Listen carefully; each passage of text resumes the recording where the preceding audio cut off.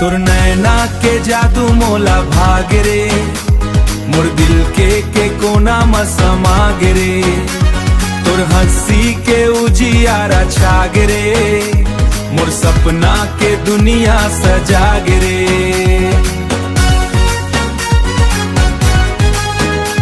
मोर सपना के दुनिया सजाग रे।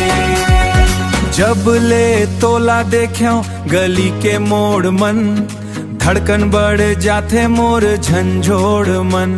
तोर बात में मिठास महुआ रस जैसे, तोर संग जिए बर मन करथे ऐसे।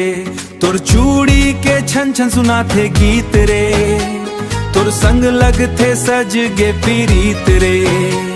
तोर नैना के जादू मोला भाग रे, मोर दिल के कोना में समा रे।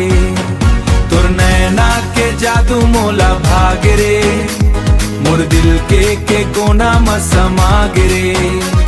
तोर हंसी के उजियारा छाग रे, मोर सपना के दुनिया सजाग रे।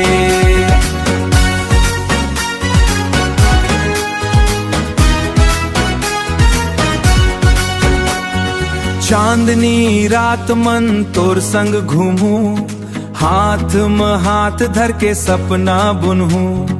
अरपा के पानी जैसे निर्मल प्यार, तुर बर धड़ के मोर ये संसार। तुर बिंदिया चमके गगन के तारा, देख के तोला हो जाथो मैं हारा। तुर हंसी के उजियारा छाग रे, मोर सपना के दुनिया सजाग रे। सावन के फुहार जैसे तोर अचरा, महके मोर मन देख के तोर चेहरा।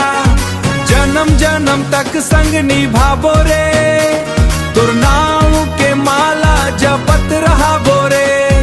तोर बिना अब छो नहीं सुहाय, तोर संग मोला हर खुशी मिल जाए। तोर नैना के जादू मोला भाग रे, मोर दिल के कोना में समा रे। तोर नैना के जादू मोला भाग रे, मोर दिल के कोना में समा रे। तोर हंसी के उजियारा छाग रे, मोर सपना के दुनिया सजाग रे।